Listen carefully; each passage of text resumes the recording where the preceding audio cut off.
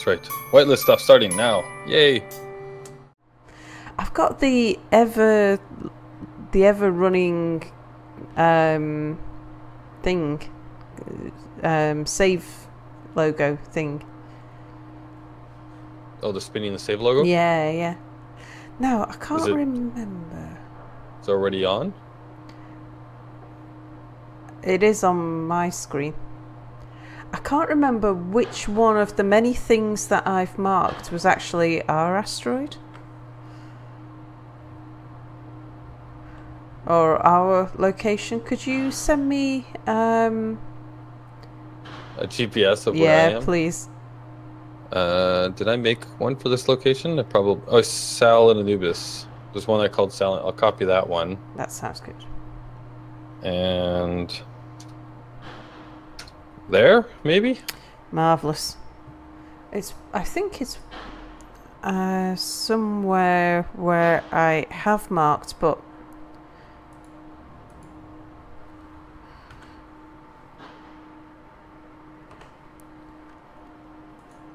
Alright, let's see that.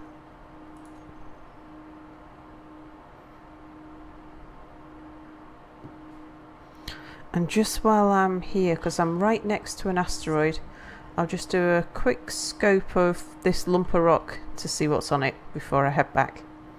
So I've been, yesterday while Spidey was streaming, I just flew around lots of lumps of rock in the vicinity just to see what was on it and what I could find. Just doing flybys. So I've made a lot of waypoints with a lot of stuff. And for the viewers, yesterday... Oh, wait, have we started? Oh, I have. I don't know if you have or not, but for my viewers. Hello, everybody. Welcome to So, hello. Welcome back to my viewers who've been with us for a few minutes. Yeah, so to explain where we're up to, yesterday in real time, which is probably, I don't know, a month ago or something for my viewers, Spidey and Mia and Almond started building their drone system. And if you want to see that, because I think the only recording of that is on Spidey's channel. If you look for a stream called Building Things with Mia. If you want to watch that. And I was for a short period at the end of the stream just flying around. You don't get to see my perspective, but I was chatting with them a bit. Just flying past lumps of rock looking to see what was out there. But now it's time for Anubiz and I to get together and start building our thing, which is over there. Looks like 7 kilometers. So I'm about 7 kilometers away. Right. And when Sal says over there, on my screen, it's here. Yeah. All right, so I've got 2 asteroids here. So there's the main, like, one that my house is at, or at least that's the first one we found, and then there's another asteroid just off to the left. So by this giant asteroid here, I'm going to start building our processing plant. Cool. Our ore processing plant. And Sal will make her way back, and yeah, then she'll give me a hand once she gets Yep. I shan't be long. I'm just going to waypoint this rock that I'm at. All right, so I've done a bit of a design on this. Don't have projections and all that jazz. Nothing fancy. Just kind of go to it here. I have pictures though. I've shared pictures with Sal, but we're gonna keep them secret. You guys. You're gonna see it get revealed. All right, so I'm gonna start with the cargo container. So where is the large? Now, where are we going to... We need a reactor as well. What was the idea? Were we going to actually build on that asteroid where we're at there, or were we going to choose a location out in space somewhere? Well, I was going to build it just off to the side of the first main asteroid, and then we can ferry everything to it. Sure. So I need interior plates, of course. That's the one thing I don't have. So let me go back over here and figure out why my production is not producing. One more question is... Missing items. Iron. No. Oh, I'm bringing iron, don't worry. Is it a base or is it a ship? It's a... Well, it's a base ship. Base ship. Cool. It's a base ship. Yeah, so, I mean, we're going to build it as a station because then it won't fly away while we're building it. But at the end, I designed it so that it could be converted to a ship and still sit there.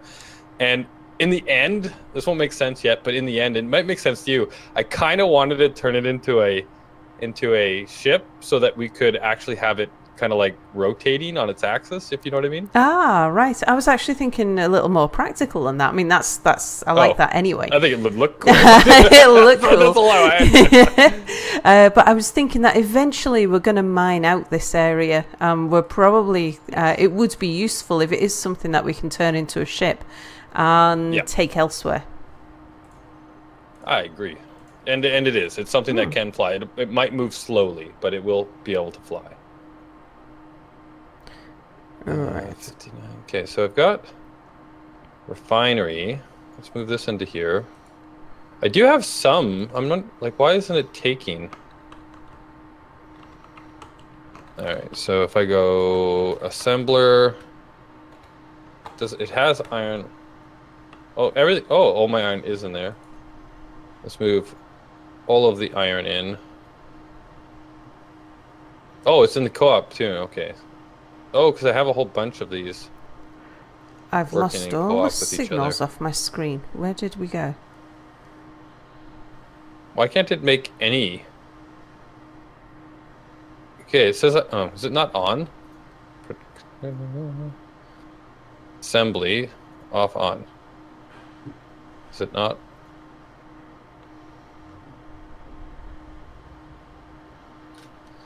Okay, so where's my assemblers? So you're on, you're on, you're on, you're on, you're on. Okay, so they're all on. And I'm just 1 kilometer away, so I shall be with you shortly. I'm confused. So, am I in... Oh, I do this every time. I'm in disassembling instead of assembling. Everybody's probably screaming, yeah, no. I wish you've done it again. I wish that they really need to make that more obvious. And they really shouldn't let you... Oh, I don't know. There should be some way of knowing that, okay, I'm trying to make something and you're in disassembly. They should... There needs to be somebody needs to make me a mod that says, you're in the wrong mode, Anubis.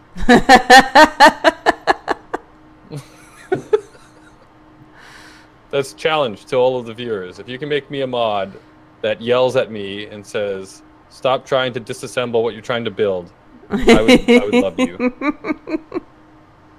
There we go. Alright, let's fly back. I'm going to fly far enough away from the main asteroid that I don't think that we can build without it hitting it, but still closer to that than the other one. I'm 200 and odd meters from... Oh, I see your house now. Yeah, I'm just round the corner of the rock. I know that's not very descriptive, but what can I say? I'm southbound. I'm planetwards and planetwards and sort of anti-clockwise of you. I'm just sort of looming over the edge of your horizon. And which way does the clock face in space? Yeah, exactly. I think I'm coming up at the bottom of your house.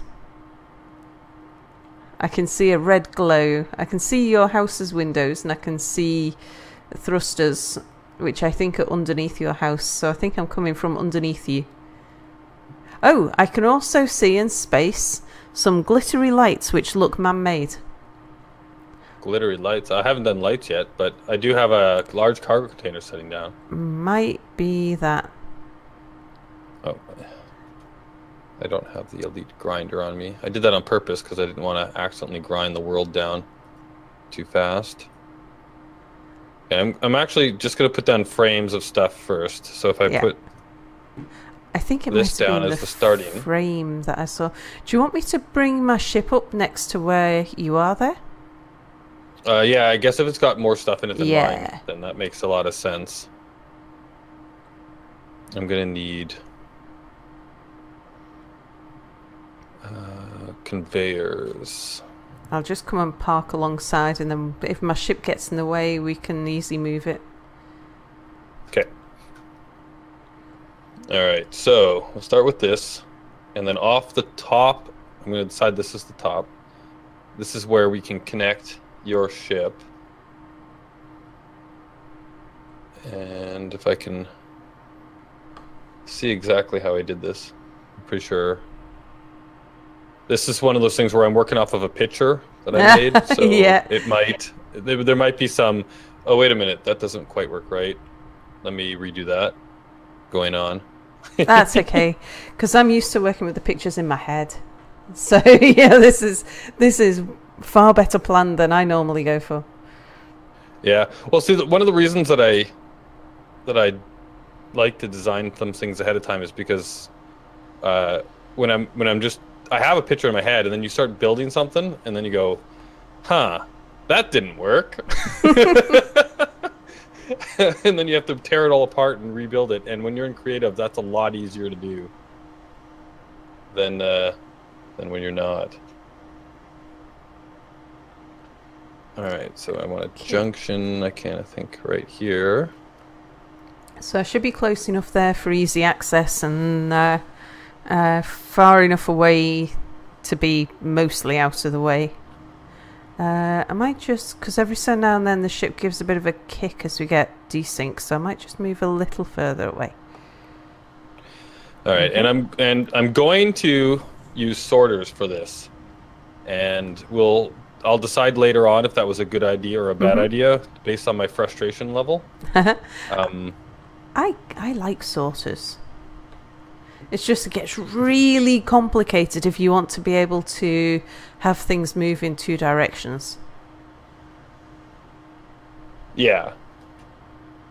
And that's basically what, so like the basic design here is, as we get this built out, you're going to see, so like the arm that we're going to build first, ultimately each of those arms are going to do their own ore, right? So the idea being that all of the ore will come in on one end and then sort all into their individual refineries. And then those refineries will be dedicated to a specific ore, and then when it's done, it will sort it into a central kind of like cargo system down the central axis of it, that then can be pulled out through the opposite side by the mining drones and stuff, right?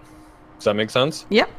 So at first, we're only going to have one arm to get things started, and so through that sorter, I'm going to let all ore go through, but only ore type thing.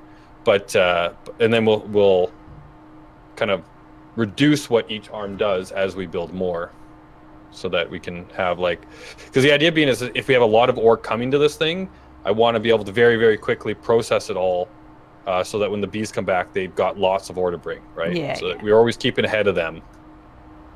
And I'm calling them bees because I think you said, I don't know if that was in my video. Oh, there you are. Hi, Sal. Hello. If I remember correctly, that's what the drone team is calling their little pickup stuff. Yep. And when you see them, you'll see why. Oh, no. Okay, so this comes down. Oh, I see what I did there. Okay, yes, I put that there and that there. That should be fine for now, though. Do you want me to sort out my inventory a little for you? I actually purposefully scattered my inventory around my little cargo containers, so that if I was struck by something or robbed by someone, because either are likely, that they would only get away with a portion. So there's a mixture of components, ingots, and ore scattered throughout all the different cargo containers. Alright, so if I put that, so basically, ultimately up top here is where you're going to connect. Yeah. So if I put this is going to go up a bit so that there's enough room for you to connect in, because there's also going to be like the antenna and stuff goes on this side as well. So I just need to make sure. Yeah, so this looks like it pops in that way and then goes in. Yeah, okay. So I've got the right side. This is definitely your side. Good. I started on the right side.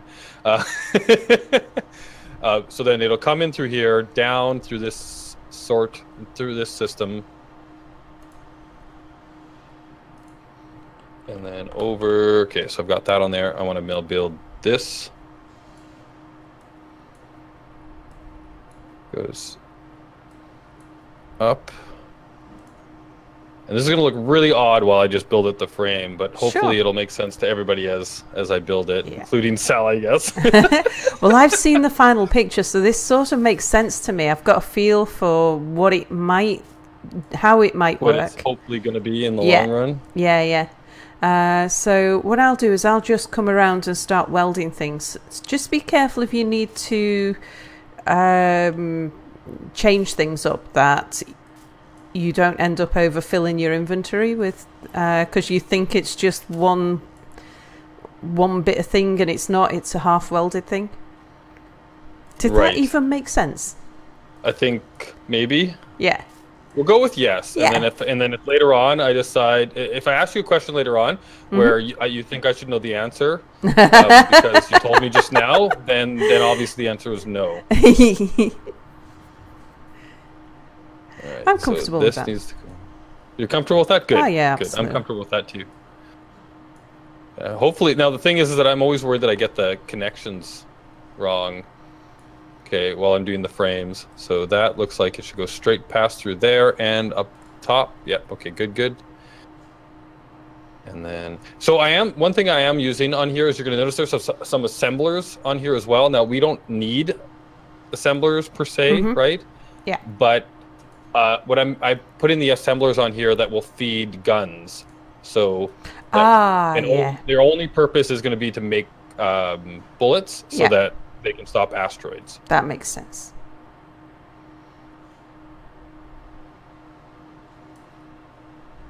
So that we don't, die.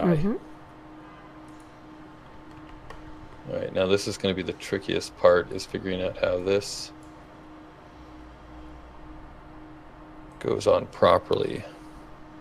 So I need this to connect up. There's I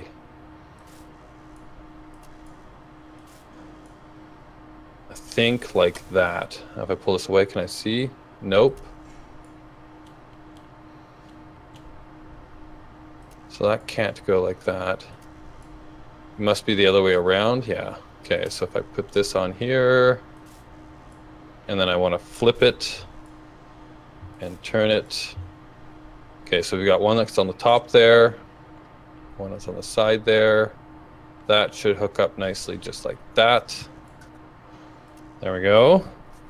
And this is going to look kind of industrial, which will appeal like. I like the feel of it. Okay, so that goes on there, and